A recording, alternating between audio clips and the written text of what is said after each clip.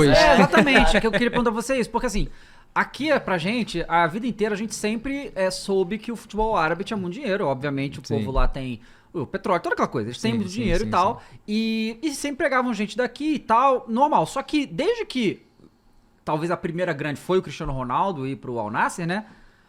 E aí não só no Al Nassr, né? O Al Hilal também, outros times, o negócio mudou muito, assim, a dimensão e os valores que chega até um pouco meio distorcer um pouco a questão do valor do futebol, que ficou um troço doido aí com a Europa e tal. Como é que foi isso? Tem a ver com a chegada do Cristiano Ronaldo? Ou o Cristiano Ronaldo chegar já era uma questão que já chegou o momento, não, agora já faz investimentos insanos e o Cristiano Ronaldo foi um desses, ou depois que ele chega que a coisa muda? Explica pra gente um pouco como é que foi. Existe um projeto na Arábia, um projeto de governo, que se chama a Visão 2030. Então, que é justamente uma visão para colocar a Arábia Saudita geopoliticamente numa posição de destaque. O futebol traz visibilidade, tá? Eu uso sempre o exemplo do Abramovich. Antes de comprar o Chelsea, ninguém sabia quem era Abramovich e ele era um bilionário russo. Depois que compra o Chelsea, todo mundo sabe quem é Abramovich. Mais ou menos fazendo essa analogia, né? PSG, enfim, o futebol te traz essa notoriedade, atrai atenção. Então, é um plano maior, onde inclusive o investimento que é feito fora do futebol é muito maior do que o que é feito no futebol, mas nada como o futebol para trazer a visibilidade que hoje em dia a Arábia Saudita tem. O país tem, turismo, enfim, negócios e etc. Ninguém melhor que o Cristiano Ronaldo isso é verdade. Para trazer essa atenção. E ele performa dentro do campo. Que isso fique bem claro. Que não é aquela coisa de trazer para o marketing, não. Ele, tanto que foi artilheiro esse ano. Né? Ano passado fez 54 gols no ano, né, de janeiro a dezembro. Mas esse ano, a temporada 23-24, ele é o artilheiro da Liga Saudita. Não só isso, mas ele quebrou o recorde de gols em uma temporada. Então, isso muda a liga de patamar, tanto que 6 meses depois é onde os outros jogadores, a partir do momento que o nome desse tamanho, dessa magnitude vem para a Arábia, os outros jogadores dizem, se o Cristiano mora lá, se os filhos do Cristiano estudam lá, se a mulher dele vive lá, não é um país ruim de se morar. Então eles começam E ele, nesses 6 meses, ele viu o nível da liga. Antes dele vir, eu dei uma entrevista dizendo, criticar aquele que não se conhece é muito fácil. O jogo aqui é difícil. Eu já estou aqui há 3 anos antes dele chegar. E são vários estrangeiros que chegam de Liga Francesa, de Liga Italiana, de Liga Espanhola, do Campeonato Brasileiro, chegam lá e não performam. Porque é difícil. Tanto a liga quanto a adaptação. A gente tem que colocar aí, lógico, a questão da adaptação, que é necessária. Mas basicamente foi isso aí que aconteceu. A partir do momento que ele vem, eu acho que ele é sim o grande fator. Não me cabe dúvida, né? Estando lá antes e depois, que ele é o grande... A virada de jogo a partir da chegada dele lá. Foi você que falou com ele para trazer ele? A gente conversou com o staff dele, mas lá a minha função era tanto como consultor, mas a parte de negociação mesmo eu não participava. Então a gente conversa com ele a partir do momento que ele chega lá. Mas a gente participou no backstage de todo esse sonho, né? Porque na verdade foi uma janela de oportunidade única. Sim. Porque assim, aqui no Brasil a gente sempre comenta como quando o Ronaldo veio pro Corinthians, ele transformou o Corinthians, ele virou outra coisa. Teve um pouco disso quando o Cristiano Ronaldo foi pra lá? Claro, claro. Teve. Tipo de estrutura também do clube? Sim, tudo. Porque o jogador, você contrata o jogador hoje, amanhã ele tá jogando. Então ele tá entregando dentro do campo. Só que estrutura você não muda, assim, ninguém muda uma estrutura. Lógico. Hoje em dia, vestiário, academia, departamento médico, as instalações do clube são completamente diferentes do que era. Não que fossem ruins, mas um pouco da mentalidade, assim, né? Um pouco da mentalidade do árabe era investir muito em jogador e negligenciar um pouco a estrutura. Mas a partir do momento que você traz gente como a Arábia hoje tem, esses jogadores puxam o sarrafo para cima. Então todos os clubes, você vê as estruturas dos clubes hoje, um ano depois de 2023, né, que quando deu esse boom, tá muito melhor. Muito melhor. E é muito louco, né, Dal? Porque eu acho que a Copa do Mundo, que foi no Catar, que tem uma rivalidade, inclusive, com a Arábia, nesse sentido, também influencia, lógico, nesse boom para trazer o marketing, para trazer todo esse óleo para a Arábia, porque vai ter a Copa lá. Só que, ao mesmo tempo, na Copa do Catar, eles conseguem um resultado gritante em cima da Argentina. E eu acho que isso também deve ter contribuído, tipo, a gente pode talvez chegar na nossa Copa com um time melhor, desenvolvendo os nossos talentos, mas com os jogadores de fora. Eles também têm esse olhar, esse também é um potencial, ou é só atrair o olhar para a Copa do Mundo? Ou eles acham que, tipo, a Arábia pode ir bem? Olha, a Arábia pode bem, tem muito jogador bom, mas o que é que acontece agora? O número de estrangeiros está muito alto. Isso aí é uma discussão que existe lá. São 8 estrangeiros hoje que podem jogar e a partir desse ano 2 jogadores sub-21 podem. Então você pode potencialmente ter 10 estrangeiros num time. Ninguém contrata estrangeiro para ser reserva. Sim. Vocês estão de acordo comigo. Isso. Sim. Então, muitos jogadores árabes na própria Copa do Mundo, no grupo, né? Era Argentina, Polônia, México e Arábia. A gente fez um estudo, esses 3 países aqui, os 23 jogadores tinham jogado de julho até então 32 minutos, somados. Os jogadores da Arábia tinham jogado 9.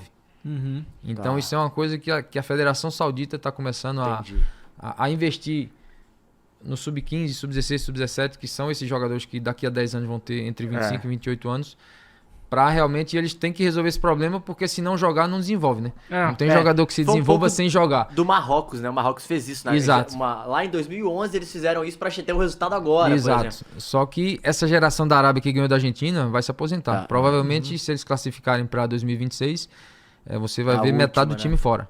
Eles já estão 35, enfim, os melhores jogadores já estão se retirando. Então é um grande desafio da seleção, inclusive a seleção na Copa da Ásia, final do ano passado, nem se classificou para a semifinal, caiu nas quartas. A seleção olímpica, que participou da Olimpíada do Japão, não se classificou para a Olimpíada de Paris. Então, quer dizer, já é um resultado mais ou menos do que está acontecendo. Já entenderam que eles precisam investir no Sub-15 ali para... Exatamente, eles têm que... Inclusive, existem 2 treinadores brasileiros que estão lá trabalhando nas seleções de base da Arábia Saudita, o Marcos Soares e o Mário Jorge. Legal. E estão fazendo um trabalho ótimo, por sinal. Mas acho que o grande desafio deles agora vai ser esse aí, a seleção. Mas a liga eu acho que vai crescer, vai continuar com esses grandes astros aí, né? Você falou o negócio dos treinadores, e isso é uma coisa, e aí eu queria ver realmente sua percepção sobre isso, porque antigamente, né, sei lá, 8, 10 anos atrás, cara, tinha muito treinador brasileiro na Arábia, no Oriente Médio. E hoje a gente não vê... Quem que tá lá agora? Não tem muita Chamusca, gente, né? o Odair Helman. O Odair Helman voltou pra lá? Voltou. Ah, é? Odair... É que eu tinha vindo, né? Ele foi pro Riad, o Riad Club, que é um clube da capital. Eles se salvaram, era um projeto para se manter na primeira divisão, que era um clube que vinha subindo da terceira, segunda, primeira e conseguiu se manter. O Odair fez um ótimo trabalho. E agora ele foi para o Raed, que é parecido, mas é um time diferente. É um clube assim um pouquinho melhor do que o Riad, mas ele acertou lá sim. O Chamusca também tá por lá, o Caio Zanardi tá na... o Zanardi, é mesmo. Caio Zanardi, que o irmão dele tá no Goiás. O Márcio. Que era do São Bernardo. É que ia pro Corinthians, né? Esse é o Márcio. Esse é o Márcio. O Caio tá no Emirados Árabes. Tá. Então são esses 3 aí. Você sentiu que os técnicos brasileiros perderam espaço lá no Oriente Médio? Perderam, mas por quê? Eu te explico. A partir de 2015, com a nova regulação da FIFA, você tinha que ter licença Pro para trabalhar. E muitos não tinham? O nosso curso não tinha porque não havia o curso. Não tinha a CBF Academy. Eu comecei a CBF Academy em 2013. Eu fiz a licença C. Acho que a primeira turma da licença Pro se formou em 2015.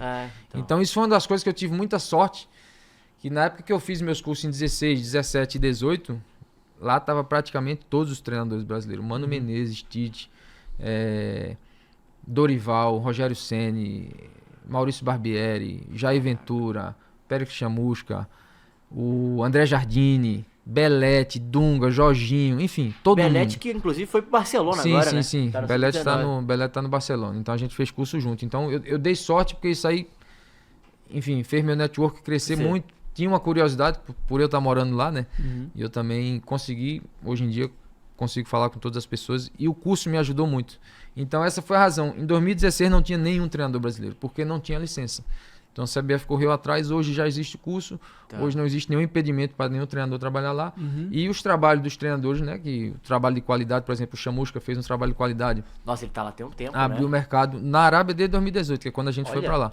É muito tempo, velho. Mas já trabalhou no Catar antes, já trabalhou no Japão. Enfim, o Odair foi para Emirados, hoje em dia tá na Arábia. E eu tenho certeza que todo treinador que a partir de hoje sai, tá fazendo trabalho de qualidade. O André Jardine é bicampeão lá no México. Não, renovou agora. Renovou bem, então campeão Tava olímpico. cotado, se não me engano, pra seleção do México, a galera começou a ver agora. Sim. Então o Maurício Barbieri foi para um time que sempre terminou em último e conseguiu terminar em 12º, 13º. O Antônio Carlos, seleção da Bolívia.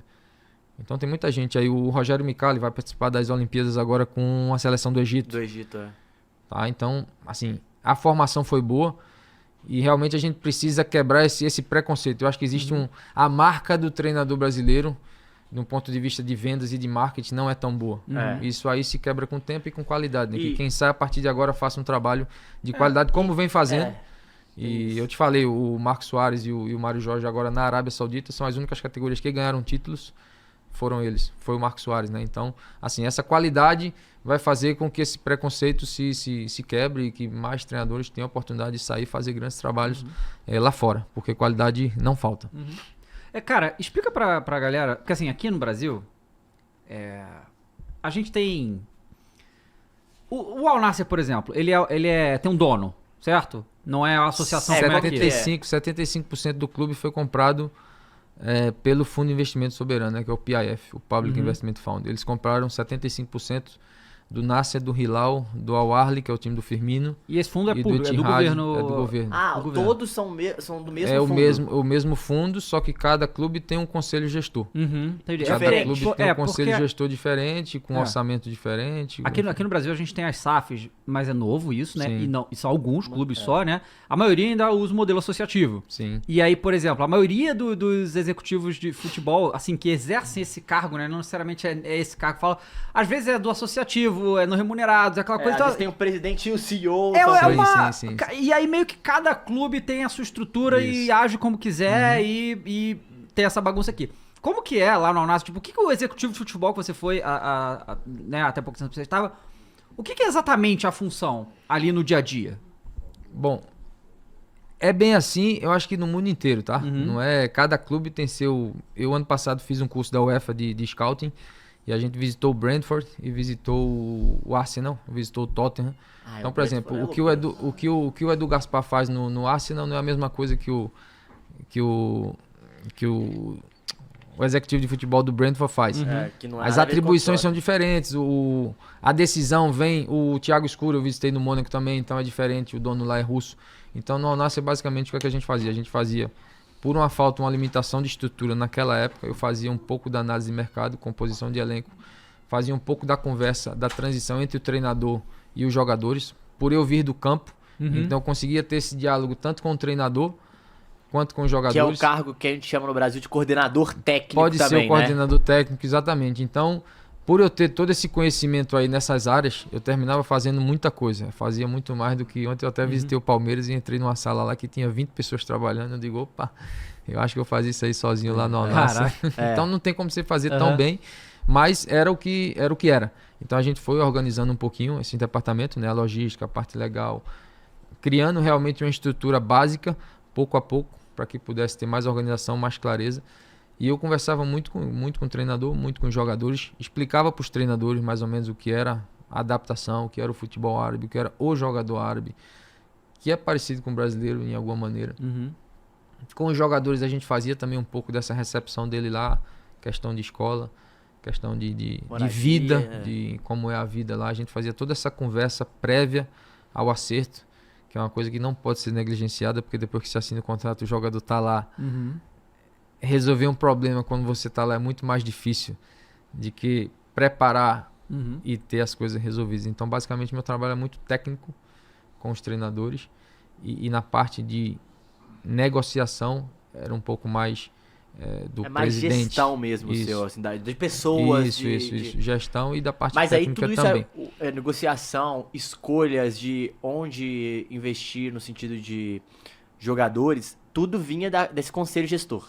Esse conselho chegou em 2023. Antes, a gente tinha um presidente, que aí era ele junto com o CEO do clube, que eram 2 árabes, que ele se ocupava, né? A gente tinha um relacionamento com agentes do futebol, enfim, para identificar o jogador X, pertence ao agente Y, então vai conversar. Mas a partir do momento que essa negociação era para via de contrato, era o presidente e o CEO que tomava conta. A partir de hoje, o Fernando Hierro chega para tomar conta. No passado teve o comitê gestor, mas a partir de hoje o Fernando Hierro chega para tomar conta disso tudo aí. Ele vai fazer isso.